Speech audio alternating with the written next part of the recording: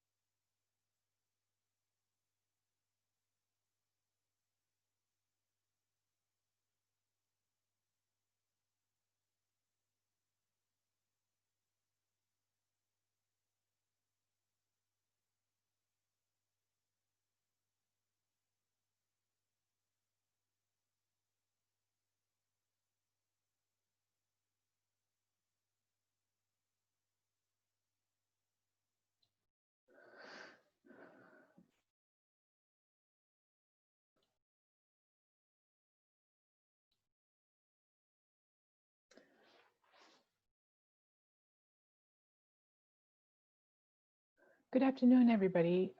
We are going to start our lunch and learn here in a couple of minutes. A few housekeeping issues.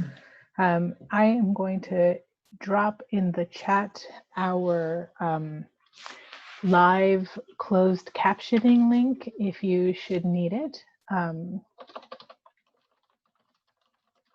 You can see the closed captioning of our conversation as it's happening. I will have everybody on mute, but if you do have questions, please drop them in the chat, raise your hand, or hysterically wave at me via your video, and I will try to get to you as soon as possible. We are going to have an amazing group of participants today talking about the digital inequity issue throughout King County and the state. So I'm really looking forward to all of your questions, all of your comments, suggestions, and of course, as per every Lunch and Learn, we are going to end with some action items of how we can work together to ensure that some of these inequities no longer exist. I am going to be sort of doing the housekeeping and back end of the Zoom. My colleague Renika Macy Jones will be doing the moderating. And again, if you have any questions, drop them in the chat. But we will get going here in about 2 more minutes. We're going to give some folks some time to log in.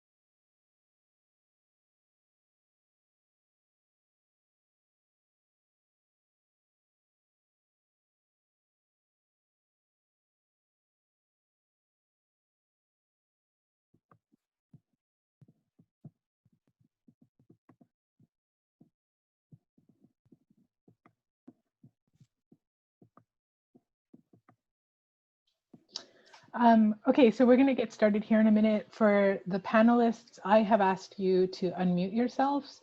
So Councilmember McDermott, Ms. Correll, and a few other folks. Mr. Elliott has already unmuted himself because he's on top of things like that. And then we have one more person coming in, but I think we're going to get started here in a couple of minutes. And I do just want to apologize. Evidently, I've been saying my team member's last name wrong. So it's Renika Massey Jones, not Macy Jones. So just want to own that little muck-up.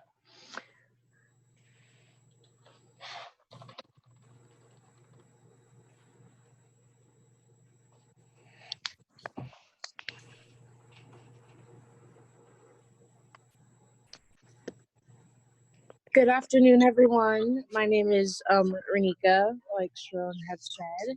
I'm going to be asking the questions around here today. So I think that we are still waiting for one more panelist. Let me check the... Yes, we're still waiting for one more panelist, but we're going to go ahead and get started. So to get us started, my first question I'm going to ask for Mr. Elliott is, what does the Office of Broadband do? Oh, wait, sorry. Actually, can I have all of the panelists introduce yourselves and like what you do? And I'll start with Carla. Hi, good afternoon. I guess, yeah, it's officially afternoon. My name is Carla Carroll, and I am a Director of Government and External Affairs with Comcast. And my role specifically is to kind of run and facilitate what our Internet Essentials program here for the state of Washington. Thank you. And Councilmember McDermott? Good afternoon. I'm Joe McDermott. I serve on the King County Council, one of 9 council members. My district includes, I live in West Seattle. I'm speaking to you from my basement office in West Seattle at home. But the district covers part of Capitol Hill, First Hill, SoDo through West Seattle, parts of Burien, SeaTac, and Tukwila, all of Vashon and Maury Islands, and inclusive in that also is, of course, White Center, North Highline. And obviously, maybe obviously, we're the legislative or policy-making branch for King County government. Thank you. And Mr. Russ Elliott? Hey, good afternoon, everyone. Thanks for having me here. It's a pleasure to be able to come and speak with you all. I'm Russ Elliott. I'm the Director of the Broadband Office here for the state of Washington, and just excited to share more about what we're doing and hear more about what's going on here and being part of the conversation. Awesome. Thank you guys so much. So to get us started off, question for Russ is, what does the Office of Broadband do? It sits in my basement. It sits in my basement right now, and it just stares out at the world at this computer screen. So that's what it does. No, we're here to kind of try to. So I like to think of it as, they call me the director, right? So the broadband director for the state. And I got a music background, and I left Sharon's guitars on the wall there. So I think we share a little passion for music. But as a director, you know, you want everybody to sing from the same sheet of music or play from the same sheet of music. And if you're not playing from the same sheet of music, you have bad music. You know, if everybody gets on the same sheet, we get nice harmony, right? So I think they've brought me in to run this Senate Bill 5511 and try to make that come to fruition in a way that is collaborative and works around the state, and two, to direct different broadband initiatives. And what I've found coming to the state, I've only been here about 8 months now. What I've found is there's a lot of great efforts going on, but a lot of insulated efforts. You know, so it's cool to be the guy that sits back and tries to talk to them all and try to bring them to the central discussion around broadband. And when we talk about equity and inclusion, obviously, you know, I think of broadband. I'm the Navy SEAL for connectivity, right, for the state. I've said this over and over again. So I'm the guy that goes out there trying to get pipe into the homes, into the communities, and that's what I'm trying to do. But then there's these other 3 legs, right? And those are the 3 legs that include do we have access to the tools once we have it? Do we have access to is it affordable, right? Carla, good to see you here. And then, you know, do we have the skills to leverage that asset once it gets here? So all important conversations all need to be under this umbrella where we're centralizing this freeway of communication around broadband. So that's my job. I do that. Then I do policy stuff for the state. One of the big policies I have a legislative directive that by 2028 we have to have 150 symmetrical to every home. And if you understand what that means, that's craziness, right? But that's my legislative directive. So crazy or not, you guys pass it as a state. I'm here to help see it come to fruition. So when I do that, there are going to be certain policies I'm going to stand up here in the next few years that make certain we're on the pathway to affordable, reliable, and scalable broadband. Not just enough to get by today, right? But we're going to be talking about the future-proof networks of of tomorrow. And at a time when we see stimulus funds coming potentially down the pike, and I've got a 5-year-old that'll be paying that bill in 20 years, it's incumbent on me to ensure that when he's paying that bill for our needs today, that he's actually leveraging that infrastructure that's going to be in place. So I really want to make certain the state continues to look forward and make certain that we're setting the highest standards as we can to ensure that people have the capabilities and the connectivity they're going to need out into the future, given these types of scenarios that we've got right now with the COVID, or just this future needs that we don't even know what we're going to need in the future, right? So that's what I do, and that's it in a nutshell. And I do it from my basement. Awesome, thank you. For Councilmember McDermott, what is the county doing to assess the digital divide?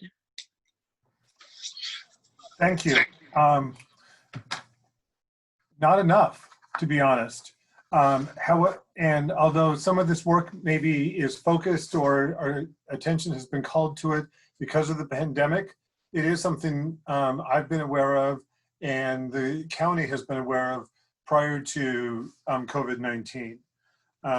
So I want to open with the recognition that there's more work, there's a lot of work to be done, and the fact that we recognize we need to be engaged in that work. Our job is really to work with our cable office to oversee the cable franchise for unincorporated King County, and in its most formal sense, and in a more informal sense, but equally as important, is to recognize the inequities that exist throughout the county.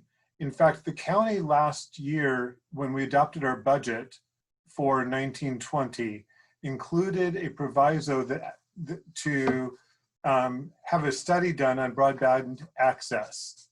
By the county's own study, and by our own definition of underserved communities in King County, 20% of King County, of people in our communities, are underserved by broadband access. So that was, and that report was transmitted to the council, and the council adopted it in February. Since then, the need for this work has only been compounded and been made more dramatic by the pandemic. As schools were closed, teachers and students were asked to engage in online learning from home. What access do students have to Wi-Fi or hardwire internet access? What access to devices, and at what speed? And that's our youth. It's also the fact that Russ and I and how many others on this call are working from home and have been for months. That entails having broadband access at home.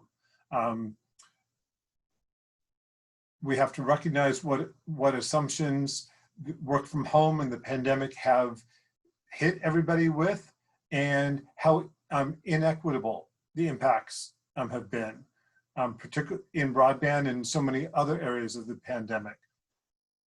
So the council has adopted 3 separate emergency budgets in response to the pandemic. And in the most recent one, adopted a week ago, we included $1 million for a digital equity program for students in grades K through 12, and also $500,000 for a digital equity program for seniors, people with limited English proficiency, people experiencing unemployment, and for those experiencing homelessness. By no means suggesting that will fill the gap, meet the need, but an initial investment on the county's part in recognizing the importance of digital access, particularly during the pandemic, and the inequities that it has brought out. Thank you.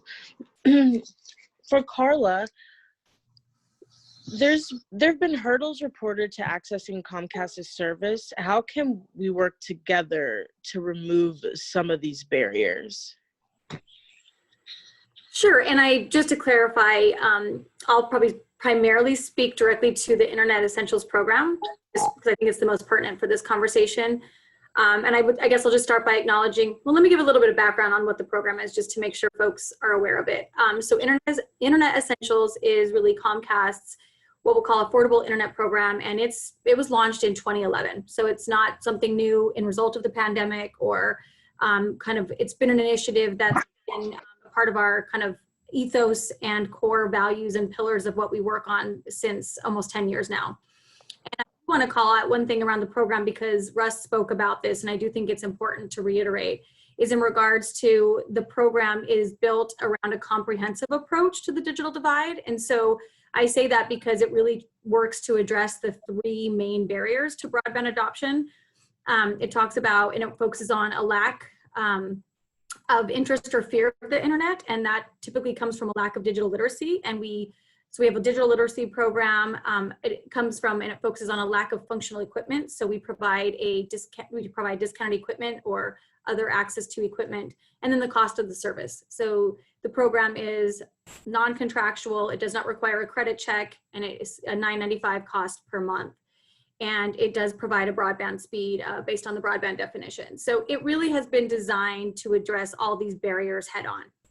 Now that I kind of just gave the background on the program, I will say that when the pandemic hit, similar to probably every single person on this call that is now working from their home, as mentioned, with Councilmember McDermott in his basement, as well as every one of us in some form of our home, I think what we saw was an influx to the call centers. We have a call to get Internet Essentials, there's a direct phone line, or we have a dedicated customer support center and phone number. And what was happening, it was just getting inundated. And so we did our best to get the word out that it's very mobile friendly. And we know also that a number of folks that are in need of the computer or the broadband from a landline or a wireline is they typically have a smartphone. And so it's very mobile friendly. And so trying to get the word out to direct folks to go to internetessentials.com to go that way as far as getting connected to the program, or at least get in touch with folks that could help the connection going. So what I would say is, I think there was some overwhelming response and demand just simply based on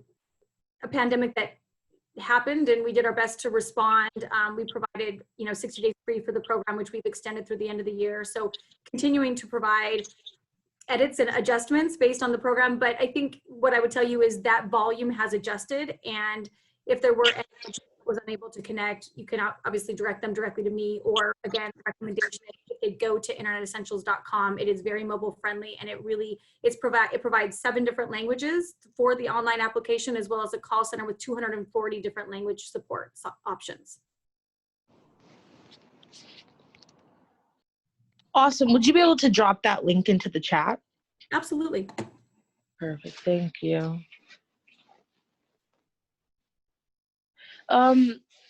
Question for Russ. How does the Office of Broadband track the digital deserts throughout the state?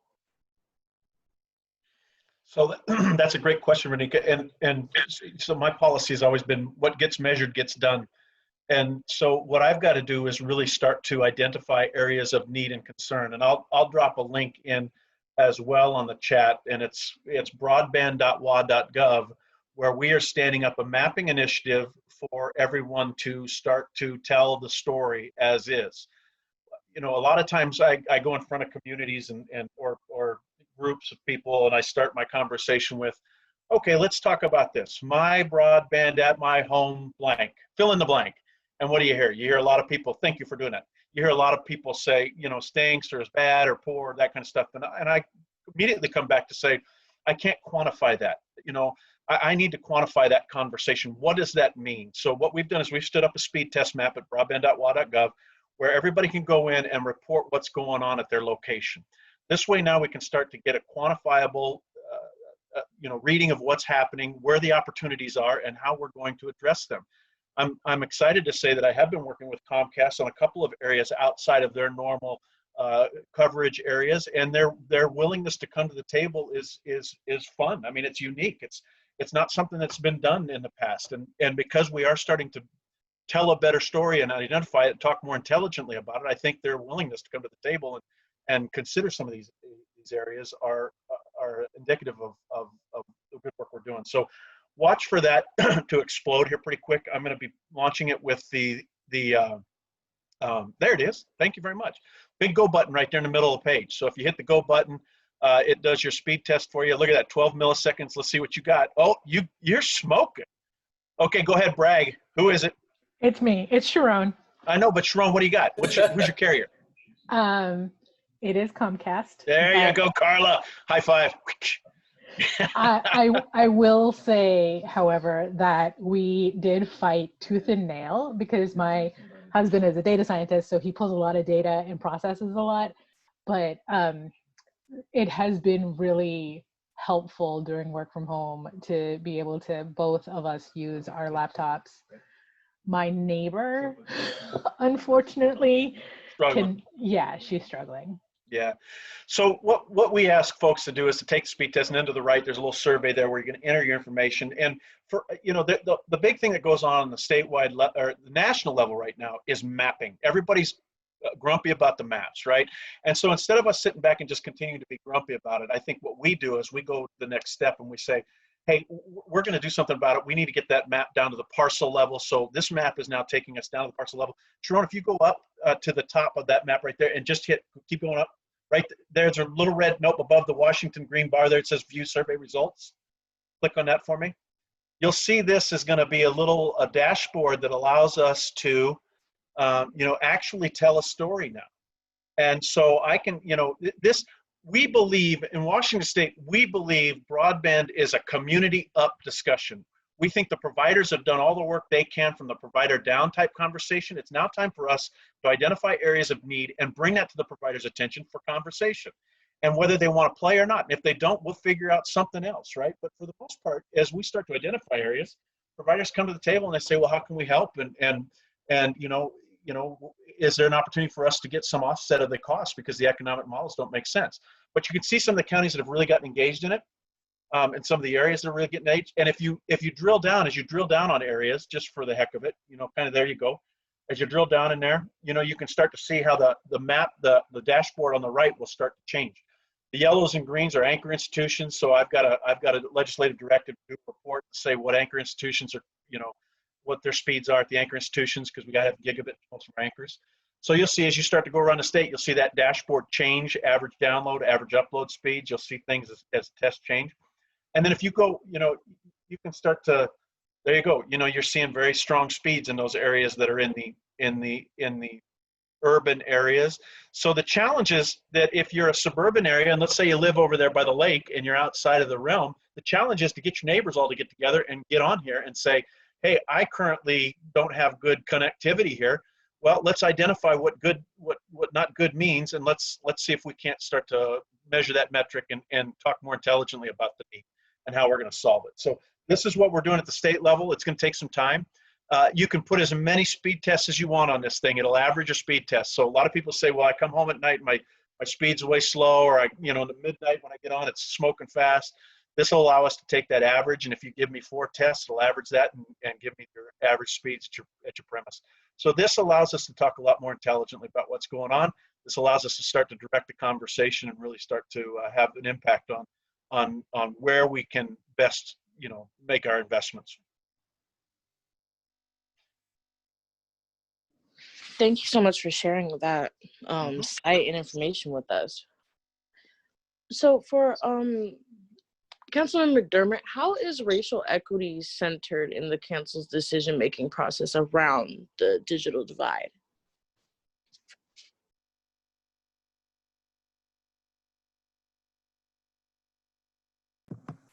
And remember to unmute myself. And how many of you are on another screen right now testing your download speed?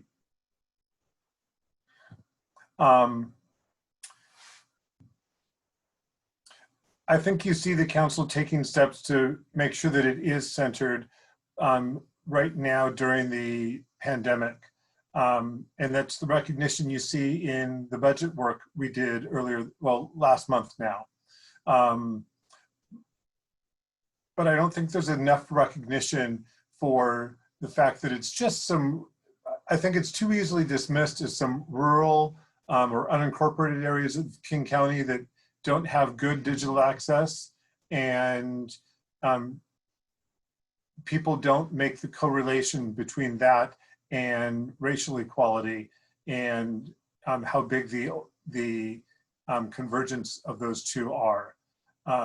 We need to make sure people don't miss that, spell that out for them, and then talk about the gap that already exists in education, in healthcare, in health outcomes. I mean, so many measures of success in King County can depend on geography.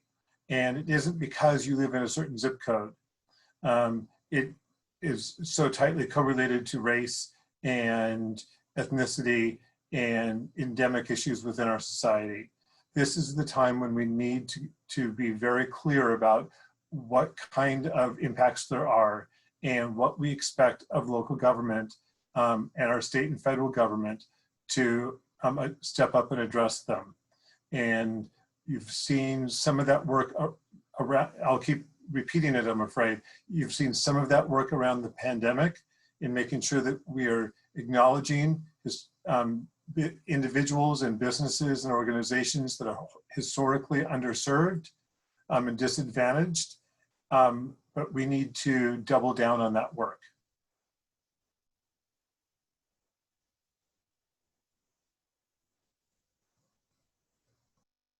I have to remember to get off mute. In fact, Renika, I will also, Yes. in chat, I mentioned at the beginning the digital access, the survey that the county did and the council received in February. I'll drop a link to that report as well. At first glance, it'll be a long report in PDF when you download it. Even just reading the executive summary gives you a good picture of what it's discussing. Awesome. Thank you so much for sharing that information. And while we're here, for Carla and Russ, what happens when we get 5G? Will basic internet essentials suffice for students and families with like low income? Yeah, that's a good question. I'm glad you're asking that question because 5G gets so confused in this arena. You know, 5G is a technology that you'll see deployed basically in urban areas because there's a massive amount of people there that can take advantage of the reach that has. 5G, just so you know, is a technology for the most part. There's some spectrum that allow for different things to happen here, but for the most part, 5G is about a quarter-mile reach, quarter-mile to half-mile at the most. So if you think about rural parts of our state, 5G, you know, that's going to be if you had to have a tower every quarter-mile, half-mile, you know, you're going to really put a lot of pressure on the economics of that model. So 5G will be something that you'll see in more of the urban areas to allow people to have better capacity on a lot of their mobile devices. But I think it's kind of clouding our conversation around, you know, broadband and broadband to the, you know, what's called our fixed broadband that we have that comes to the homes and whatnot. So 5G is cool. And it's cool in more of those urban areas, but let's not get that mixed up with what we need to have out in our rural areas.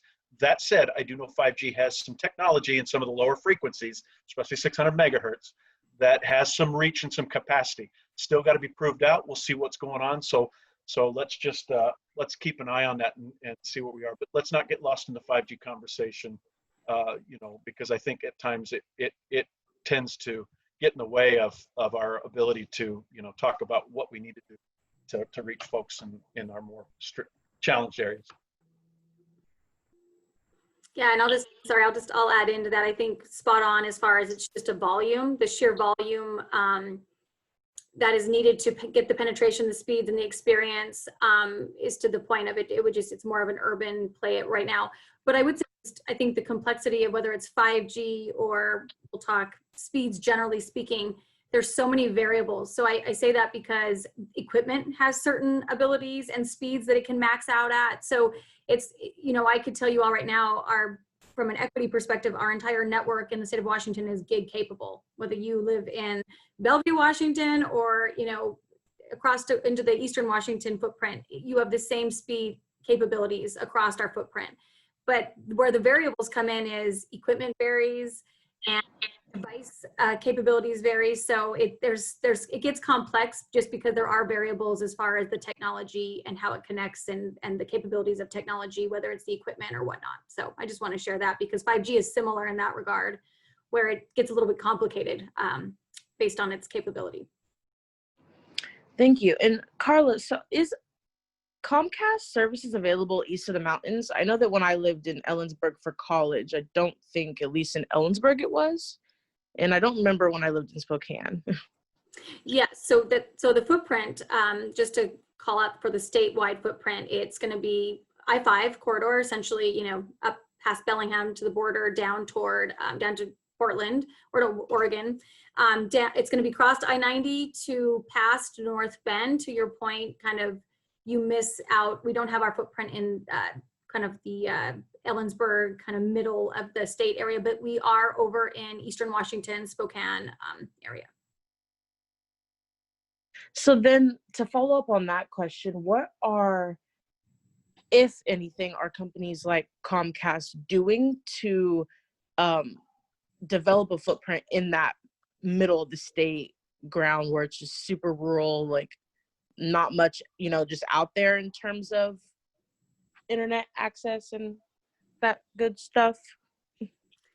Yeah, and this is where Russ is probably going to be like, yeah, this is where I think conversations with Russ and the broadband officer are a great start. And as mentioned, we're having those.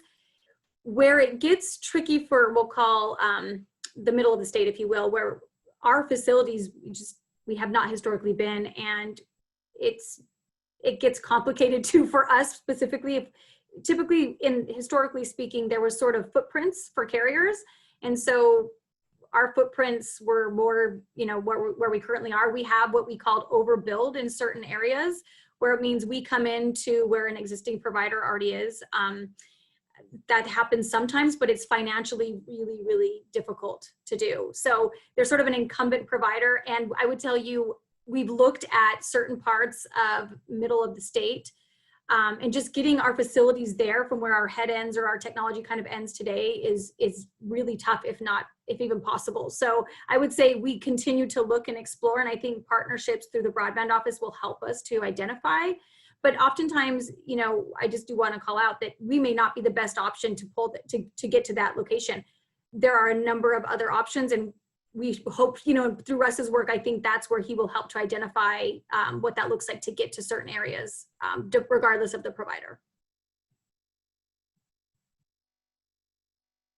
Great, thank you. So for Russ, what is the low-hanging fruit to ending the digital inequity? Well, I think the first thing we got to do is quit. I know this is going to sound harsh, but I hear a lot of people talking about it and not a lot of people doing anything about it, right? And I think one of the things we need to do is start to act. And, I've been doing that in front of our legislative leadership to say, let's not just talk about it because it's popular to talk about. Let's actually talk about programs and opportunities where we can make a difference, right? So I don't say quit talking about it altogether. I say start talking about it in a different way. Let's talk about it in a way that we can solve the problem. We all know it's an economic model issue, right? Right now, it's really economically a challenge. And when Carla talks about, the edge, these are areas that are they're just hard to make a return on investment. And in the provider's defense, they've got a business model they have to sustain, and they have to make, some money. And so, when we start to get out into the rural areas, we have to start to think about what is it going to take for us to solve the problem. And I contend there's probably some funding models that we're going to have to throw around in this state, and it's probably going to have to be, some sustainable funding metrics that we're going to have to figure out, especially when we start to get out in those rural areas. Rolling trucks in some of the deep rural areas is a challenging thing to do, and to ensure that we've got infrastructure out there that's supported.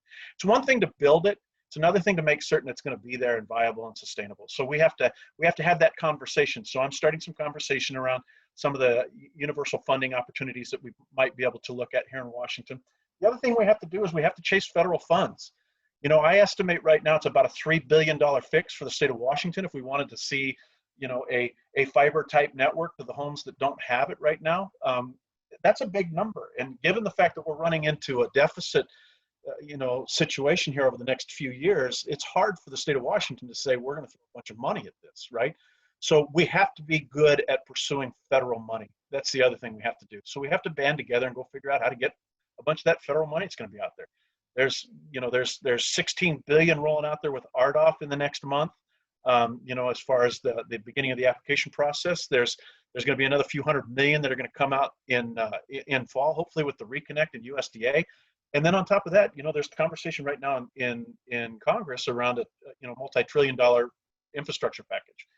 We need to be prepared to have conversation around how we take advantage of that money and spend it wisely in the state. And I'd love to see that money come to the state so we can be, smart with it, because we're starting to build tools and metrics, as you saw from the mapping, that allow us to identify areas of need and concern. So those are the things that I think we need to do. Sorry for the long-winded answer, but I do believe it's a lot more action around deliverable ideas versus just rehashing the challenge. Thank you. So I think this might be a great question for Carla. We have a question from the audience. Is it normal for providers to change the price for plans based on speeds to be lower and not tell customers, or is this a Frontier Ziply switch over situation? Oh, so I'll speak to Comcast. Just to be clear, we do notify, and as mentioned, I think, Councilmember McDermott mentioned it, but we have a cable franchise anywhere that we provide services. And as part of that franchise, we have a commitment and an obligation to provide notification of any changes in the billing. As far as the Frontier Ziply, I don't know what that would look like, but I know from our side, we are obligated to send those communications with any changes. Thank you. So go ahead. Renika, I might chime in that it is good that the notice is sent and that it's required by the franchise and the provider sends out that notice. It is therefore incumbent upon the consumer to be mindful of that and look and periodically check out a bill and decide whether they should be opting for a lower price or a different package. So there's some buyer beware that needs to be we need to be aware of and conscious of.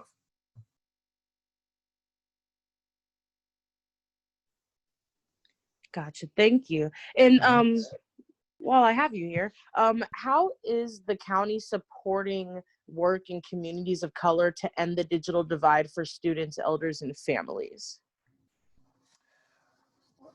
We've started that work by making the investments in the budget, in the COVID emergency budget that we adopted 2 weeks ago.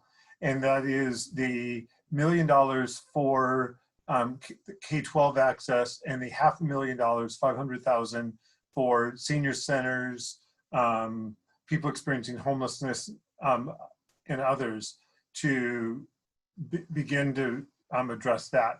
And again, this is someplace that I have been learning and on the edge about with Sharon and Velma and others in this call in EEC to identify more ways that the county can step up and be supportive and eliminate the gap.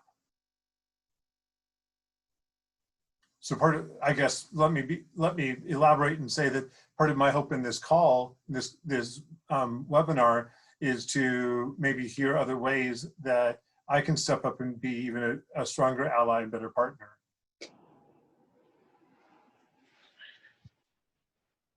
Yeah, if for our audience members, there's no particular time. If you have any questions, feel free to drop them in the chat. Any suggestions for our panelists would also be awesome. We do have one question. This is for all of our panelists. As instruction is shifting to be online due to COVID, how are we making Wi-Fi access to all families with students accessible? Thinking that we've seen like guidelines coming out for next school year, and it just really doesn't look like we'll be able to go back to any type of full-time in class instruction anytime soon. And we've seen with this digital divide how many students to this day still just don't have the proper access to get their work done. I can start. I'll lead off if that's all right with this conversation, because we, the broadband office and coordination with a number of other entities, public and private around the state, stood up the drive-in Wi-Fi hotspot program. I know that Comcast has got a Xfinity Wi-Fi program as well, but we were able to get about 600 Wi-Fi hotspots up around the state for areas where people don't have any other option. This in no way was the solution to getting broadband to the home. What it was is it was an emergency effort to try to get broadband as close as we could out to folks that might need it to file for unemployment, emergency need for education, and professional needs. So we've done that, and we feel pretty good about that. What we have to be real careful about is when we talk about Wi-Fi, I think what we're trying to do right now is try to get access. And when we say Wi-Fi, we kind of get a little bit of a confusing conversation going on around that, because Wi-Fi could be just something as simple as walking into Walmart and you can attach to their Wi-Fi in the store. Whereas I think our conversation needs to be more about how do we get broadband access to the students, right?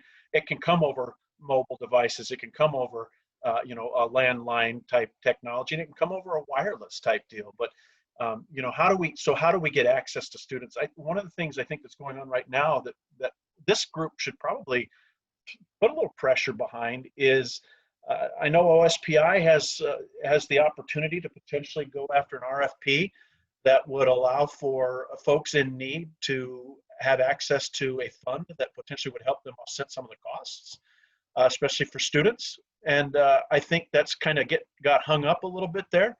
So it may be worthy of a group like this to put a little emphasis behind that, to say, hey, we really feel like that's a plan that needs to come to fruition, because we certainly could benefit from something like that. And that would allow for folks to get access more out to the home, especially during these times in need. My office, the continual goal is to get access to the homes and affordable access to the homes. So you'll see I continue with that long-term goal.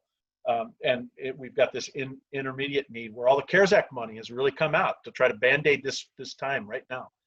So we need to be taking advantage of that CARES Act money in a way that we are, we're helping the folks that are in need right now. So I would recommend there's tens of millions out there still, that we make certain that we get that in play for these types of situations. I'm happy to chime in next. I think to talk specifically to Wi-Fi, and I think Russ mentioned this, but we have opened all of our Wi-Fi hotspots, public Wi-Fi hotspots, through the end of the year. So as mentioned, yes, it is specific to Wi-Fi, and that does require you to be near a spot or find a spot, but it is something that has been open and available. I think a couple of things I would share is specific to our Internet Essentials program. One of the things that we've been doing, gosh, since the beginning of the year, but really honed in on it since the beginning of the pandemic, so mid-March, is partnering with our school districts. And so I can share, I've had conversations with, we have a partnership with Seattle Public Schools. We have a partnership with Bellingham. We're working through a partnership with Graduate Tacoma, supporting Tacoma, as well as Highline and other school districts that we've had historic partnerships with, and continue those discussions. And what that looks like is basically coming together to partner for Comcast to cover 60 days for the students, and then the school partners to cover the remaining of the 6 months or whatnot. And our goal right now is to connect students now through the summer, so that when school starts in the fall, they are prepared and connected. And I think I'll just share an exact example is Seattle Public Schools. We're partnering with them to do all safety protocols and being very aware of COVID and pandemic safety measures, but we are doing sign-up events right now in partnership with Seattle Public Schools. Actually, one is being held today. And what that looks like is families are already coming to the schools to pick up weekend meals, and they typically come on Fridays, but with the holiday, they're there today. And so as part of those days, we're partnering to do internet sign-up days. Wave is partnered as well, Comcast, us. So we're going there to kind of meet the families where they are and to make sure they're aware of the offer and that they can easily sign up while they're already there to pick up their meals. So that's something that we're trying now through the summer, and in the fall, I think we'll continue to explore and do whatever it is we can to partner. The other thing I would just share is we have an entire kind of community impact team locally that partners with nonprofit partners, organizations, and we really take pride in partnering with those folks to tell us where we can help them. And I know an example of that is, for example, El Centro de la Raza and Goodwill. El Centro, we have a great partnership with. We're able to provide them some connectivity and literacy content so that they can help their families, whether it be the families come there to connect and use the Wi-Fi, or just help them to get connected. And then Goodwill, we do a number of literacy training and courses with Goodwill to help families and individuals have not just the connection, but the access and the literacy.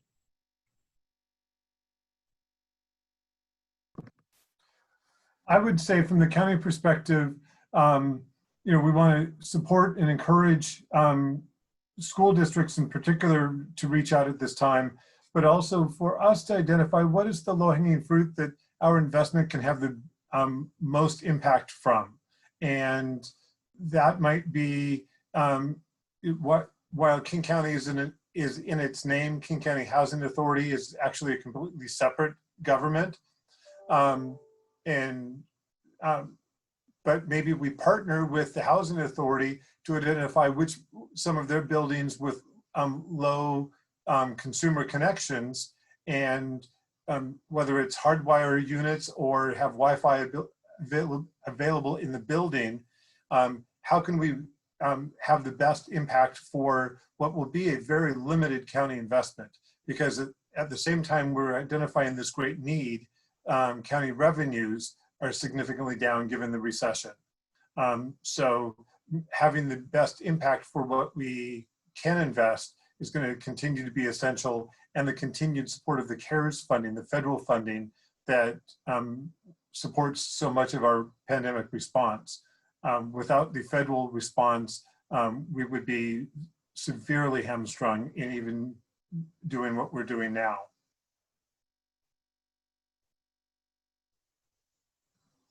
Thank you. Question from audience member Aviva 11. As educators, what can we tell parents and students who are looking for easy instructions on what they can do to gain sustained access? What languages is this information being provided in?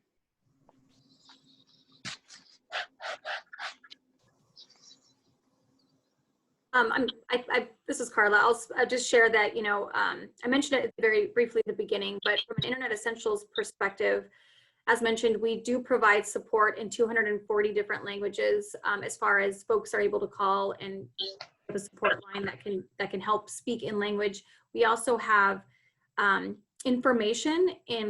information in language for over 25 languages that I'm happy to share or provide if you can tell me which languages you're interested in, and or I can provide you a link to what we call our partner portal, where you're able to go in and access collateral or information at no cost in any language of those 25, maybe 30 languages now that you mentioned. And then as far as the application on that website that I put in the chat, internetessentials.com, it is available in 7 different languages, the entire application process. So there's some different options there, but if there's anything further that we can do to support, I'm happy to help, or let me know. Thank you.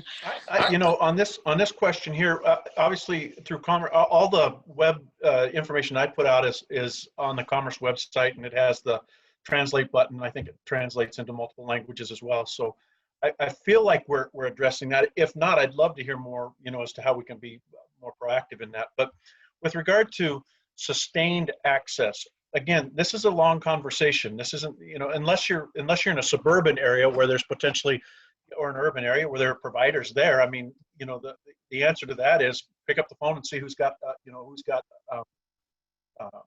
service in your region. That would be the easiest way. On the sustained access in areas where we currently don't have adequate broadband coverage, that's what my office has got to do. We've got to continue to identify those areas. So the first thing you need to do is help me identify the areas. Help me tell me where those areas are that currently do not have adequate coverage, and then I can be a champion for those areas to be in front of either incumbent providers or competitive providers to come in and help us out, or I can maybe potentially help offset that with some of the funds that we can get from the state or the feds to make it more attractive. So I mean, that's kind of my goal, is gain sustained access to folks. So happy to continue to work with folks that feel like they've got need and can show it on a, in some kind of a level where we can talk intelligently. Thank you. Carla, could you drop the partners? Oh, you already did it. Thank you. You got it. So this question is, I'll open it up first to Councilmember McDermott, and then if all the panelists could answer, that would be awesome. Is, we've talked a lot about like how you can support us as community members, but we want to know, how can community members and our groups and organizations such as the Equity and Education Coalition or Partners in Change help you and support you at the local level to push this work forward? Well, thank you. I think Partners in Change and EEC, a number of your sister organizations have done an outstanding job in coming together and having if not a unified single message, a unified set of concerns, and voiced them very well over the last several months. And it's been a pleasure being part of the weekly calls that those are worked on and discussed, and that consensus is formed.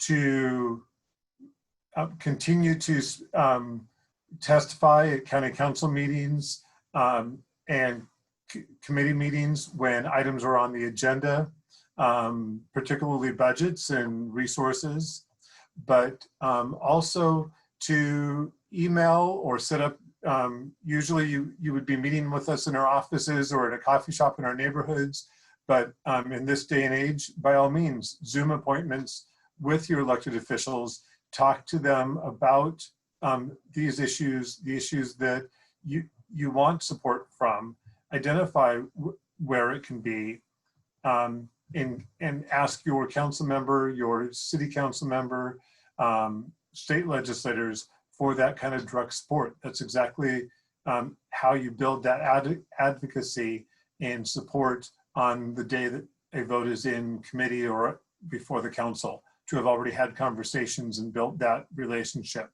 And then once the vote is taken, the work isn't over. In fact, the funds I've spoken of regarding access for K-12 students and seniors and others is also, while the money's allocated, we're still formulating exactly how it will be implemented. The department has the allocation, but some of the details are still to be determined. So this, even after a vote, working with the department on implementation is always a strong place to have impact.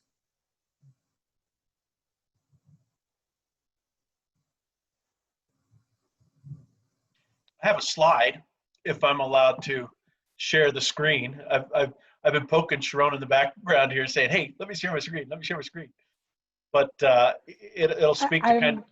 I'll get you your share screen. I was in the middle of shoving ramen in my face because this is lunch and learn. So I'm doing the same thing too. I'm over here eating some trail mix while we're talking as well. So I'm just hoping I don't get called on when it's time. no, go ahead. Okay, this is the screen I want to share right here. So as I said, I think broadband is a community up discussion. So you said, how can you help? And I think that's a fantastic question. Thank you for having that insight. I talk about a community up, where planning is probably the #1 step that we need to take with regard to changing the dynamic of the landscape of broadband in this state. And that's got to be a community up conversation. Now, when I say community, it sounds like I'm talking about the city of or the town of, but I'm talking about the community of, and that can be the community of this group. It can be the community of AARP. It can be the community of whomever. But it's a community up discussion where you start to be activists in the conversation around identifying opportunities.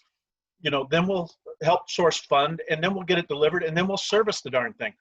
But it really starts to become, these communities have to, certainly talk about it, but talk more in terms of how we're going to change it and what we're going to do to fix it. So as the broadband office, this is kind of one of the slides I shared with the group in the Senate hearing that I had a couple weeks ago.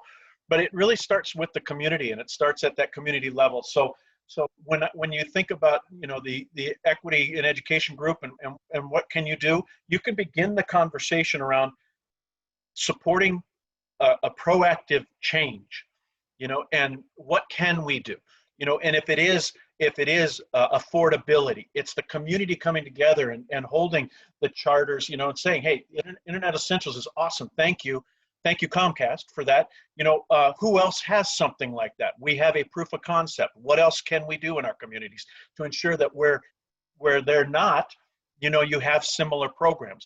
Now we have a proof of concept. Let's go find and step and repeat that in other communities. So those are the kind of things you can do and really be proactive in the conversation. So thank you for that question. I think it's great. And it really becomes, it's really the genesis of everything that's going to change. Yeah, I think that's ditto in the way that it works for us. I would say the biggest challenge or where we could really use help is oftentimes just simple awareness around this program.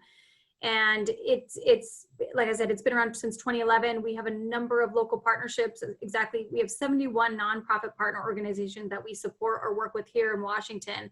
And even with those really great relationships, whether it be via the school districts, you know, through our, you know, partnerships with the state, the counties, et cetera, that we work with, there's still an awareness of the program and what it includes and what it doesn't include. And an example of that is there was some hesitation as far as the data that is required to apply for the program. And I just want to make sure I call this out on this call, is that it does not require a credit check. And it does not require a social security number. We allow for a number of other different forms of identification. So if someone either A, does not have a social security number or is uncomfortable to provide that, we are making sure we can still connect them or ways to make sure they are moving through the process and not held up at that point. So I want to call that out because that has been something that's become a concern, which I do hope that with the kind of links that I shared with you and checking out those websites and or reaching out to me directly, I'm happy to provide additional information, but just spreading the word that a program exists. And again, as you know, Russ mentioned, if we're not in an area that someone needs connectivity, you know, there's others, I'm sure, you know, I know Wave offers a similar program, our wireless partners. So there are options. It's just, again, understanding and sharing the word that they exist. So any kind of advocacy is really appreciated. Carla, I have a question for you. And thank you for what you just said, because we get a lot of families that say that they can't get the internet basics because they either have to hold up a copy of their ID or they need a social security number. And I remember when I got my service, I needed to provide that information, but I was getting the bundle. So I think Comcast just wanted to make sure that I had some kind of credit. So what do we do when we hear those stories from families? Because it's not just one or two families in like an apartment complex. It is a little pervasive. And I don't know, I don't want to send them to the black hole that is an 800 number. But can you help us out or guide us in some way? You can send them directly to me. If you want to be sort of that conduit between individuals and myself, I'm happy to help get, you know, because you know, I know that it sometimes, and as I mentioned, I'll reference the Seattle Public Schools partnerships we're doing, just being out at those events and helping. Oftentimes there's also a language barrier, which tends to be confusing, and I'd hate to have someone not have the right information and be confused. So please come, you can work directly with me. I think you have my contact information. If not, I'm happy to provide that, but happy to help out. And one last question. I remember that there were some folks saying that when they were trying to apply for the internet basics, right at the beginning of the economic crunch, right at COVID, when like gig workers were losing their jobs and folks were either forced to go work from home or they were told not to come back to work. My understanding is that there had to be a 90-day, like a 3-month, is that still a process, or is there some way that we can work together to lower that if that's still the case?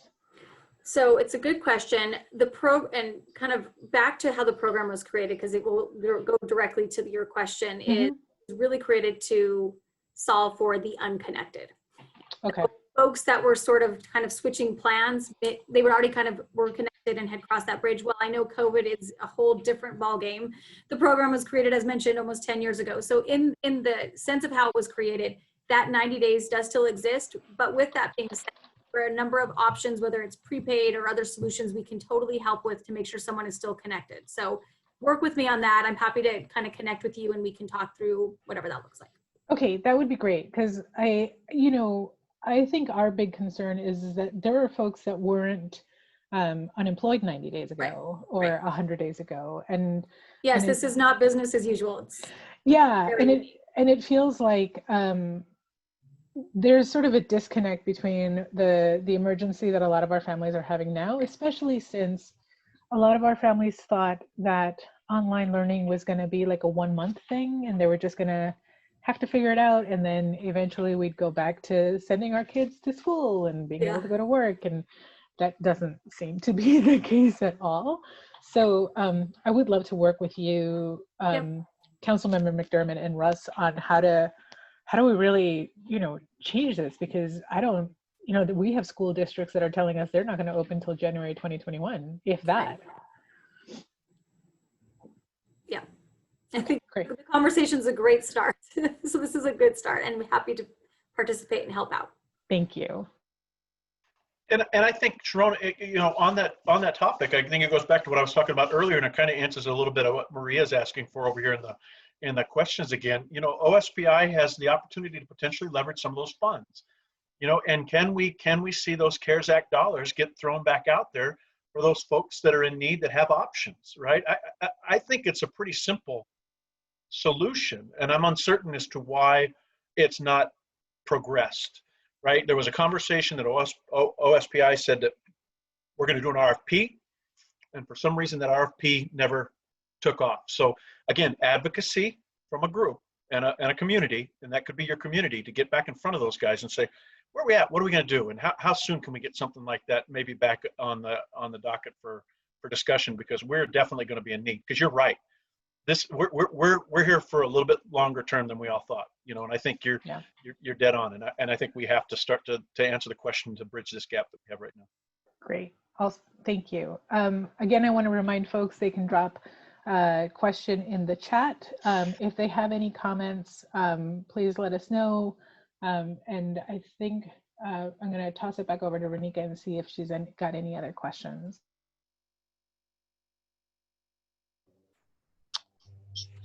I think we answered. Maria, did we answer your question?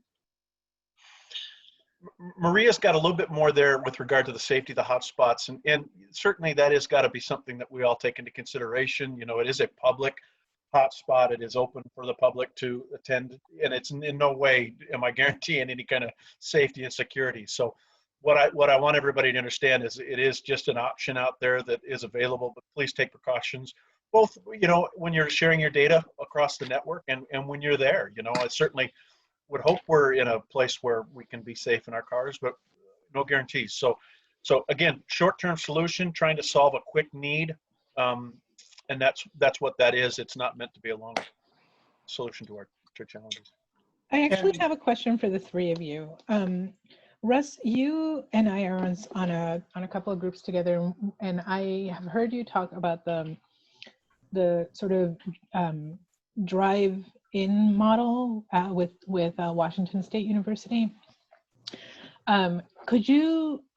After my question, could you talk a little bit about that? My question is going to be specific around, can we recreate that model with apartment complexes and maybe high schools or middle schools throughout King County? And what would that look like? Yeah, I mean, no question you can recreate that. I was a CLAC, so I did this for 15 years. I built networks. I did Wi-Fi access. I took schools and then bounced it from schools out to communities back in the day, so this is all stuff that can be done. It's just a matter of the community getting together. And the community, Sharon, and again, here we define community. Community can be an apartment complex. It can be a condo complex. That could be the community. What are you going to, and certainly there are providers that will step up and help you with that. There are other equipment, vendors that'll come in and help you make certain that kind of stuff can happen, but absolutely it can be taken to that. what we did here, and I kind of talked about it a little bit early on, was, you know, we originally worked with the Washington State University to help them get broadband access Wi-Fi hotspots to their extension offices. The reason we started there is because extension offices had an extension office in every county. So it felt nice, it felt ubiquitous, it felt like we at least touched everybody one time, right? Now, we know that's not enough. So we then took it to another level. We worked with libraries. Libraries turned their broadband inside out. And the conversation has been, look, the state's paying for all these schools that are empty right now, and we're not stopping paying for the connectivity of those schools that are empty right now. So why not turn those circuits inside out and do some good work with that? So then we started to go to schools, turn those in. If I had my druthers, I'd have enough money in this state to turn every elementary school into a Wi-Fi hotspot, not because elementary students need it, but because elementary schools are in the furthest reaches of our rural places in this state. So as long as the elementary schools are not occupied, why not allow that network to be reproduced for folks in the areas and closest to the homes to where they can have that access to those hotspots. So if I had $2.5 to $4 million in my pocket, I'd have one on every elementary school. And the other thing that can happen there, we can turn it down when school starts so that we don't have any kind of weird, you know, challenges with that. And then if we had another emergency, flood, fire, tsunami, whatever, people know they're dislocated from their home, but they know that we can turn on those access points at those locations. They'll always have this. It's kind of like the tornado shelters back in the Midwest, right?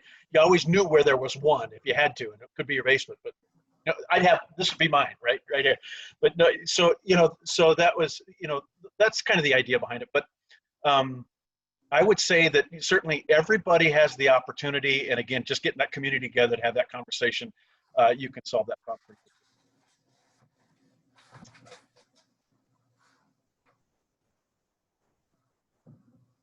Councilmember McDermott or Carla, do you guys have any thoughts? I would go back, I would repeat the point I made earlier about making sure that we're thinking about what the lowest hanging fruit is, what the best return for an investment, because the investments we're going to have are unfortunately limited. How can we get access to the most people, and what quality is that? What's the speed? What's the connection? Is it Wi-Fi or is it hardwire? And how useful is it? Having a drive-by Wi-Fi is better than no internet access at all, hands down, without question. But when we're going to school or going to our offices, how often do you get home thinking you're going to do homework or do some work at home and realize you left your textbook at school? Something's in your locker. If you're relying on Wi-Fi at a hotspot that you go to, use, and go home and don't have access to from your home, you're again expected to remember to download everything you need, research, look up anything you need, have all your assignments, and then maybe go home and do them there without being able to look up anything that you didn't download or access in the moment when you had Wi-Fi. So Wi-Fi at central gathering points is good, even better to be able to get it into housing, into homes. And therefore, if it's, like I say, a dense housing environment, maybe we're looking at putting Wi-Fi into buildings. Mm-hmm.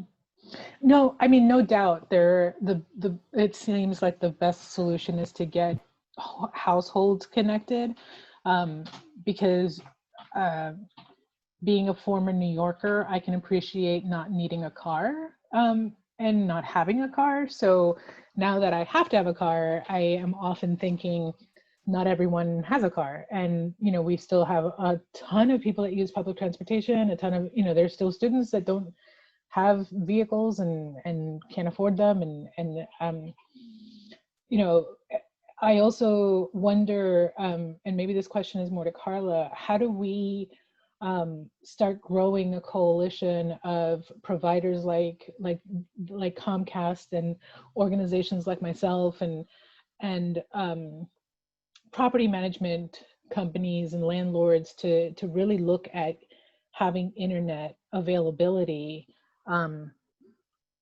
throughout the complexes, so that we're not always having to count on having to go to the high school and drive there. And Russ, Cassie, and Maria have a point around safety issues, and the reality is that kids are going to want to hug each other and like hang out and be no one. Like I go to the Safeway and I want to hug the lady that's checking me out, because I'm just like, I haven't been able to hug a friend in years. So, and it's just a natural process of being human. And I think there has to be some kind of solution that brings connectivity, especially to our elders and our much older community members, because it is becoming a mental health issue and a safety issue for them. So Carla, I'm wondering what you think in terms of partnering. Sure. I think I'll share something because I think it goes along in the spirit of just trying to find unique ways to meet people where they are. And unfortunately, 2020, to your point, is just the plan. Let me tell you the plan for 2020, which is, obviously pivoted. But the concept that we had this year was really what we were going to do was build out what we called Comcast Connects. And it was tech labs built out in a number of our nonprofit partners. So TAF, El Centro, as mentioned, Goodwill, a number of these partners that we work with often, we were going to build out these tech labs within their locations and their community areas so that they could help connect students or do after school programs. We had the YWCA as well, just a number of partners. And unfortunately this year, because getting in a room and connecting is not where we are going, but I will tell you that's still in our roadmap, hopefully for 2021, is to continue to build out tech labs within our community partners locations, because we know folks are already going there, students are already meeting up there and going there for other resources. So trying to meet people where they are, as well as to really support our nonprofits that are already doing really great work. So I would say that's one that I share with you, which again is planning for 2021, we'll say. But I think that you bring up a good point around getting access. So I will tell you, we've done great partnership with spreading the word, whether it's through our housing authorities, as mentioned, King County Housing. We've done some mailers with those to send to the residents so they're just aware of the program.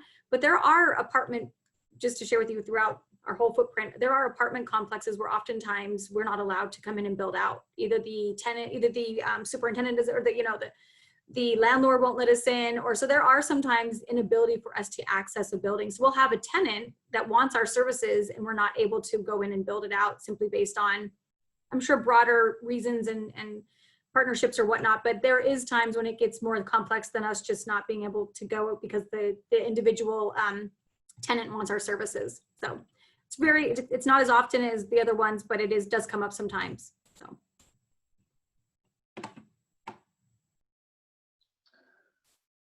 So last minute thoughts. I think we might actually be able to give you guys your 15 minutes back so that you can finish shoving whatever food you want to eat in your mouth, or maybe even possibly go to the bathroom and get some coffee before your 1:30 meeting. But just any last thoughts, requests or recommendations that you might have for us? I'll lead off again. Is it Cassie? Is that right? Cassie has a conversation, has a chat over here on the right-hand side, and she's asking about, have there been voices of color, introduced to the conversation? And what I want to do is make certain that everybody knows doors are open for everybody to come to the table. We'll be building a broadband advisory strategic group for the state. On that, we'll have a number of voices at that level, and certainly everybody will be welcome. So not going to be a problem there. And again, it's the community up discussion. So it's the opportunity to come and talk to this community here, empower this community to do great things, right? That's what I'm here to try to help do. Is I'm trying to help communities be empowered to have a conversation. So please continue to have the conversation, but also have the conversation around the opportunities to change and do good things. And what do those things do? Come with a challenge, but also come with an answer to the challenge, right? Come with a solution, because I think that's going to be how we're going to be most effective going forward. So as a community, please continue to support the efforts that you guys are representing here. And at the same time, get behind some of the state efforts right now to map and start to tell the story a little bit more intelligently. I need your support. I'm going to need it all around the state. So I really appreciate I appreciate this opportunity to just come talk and to to work with this group of folks.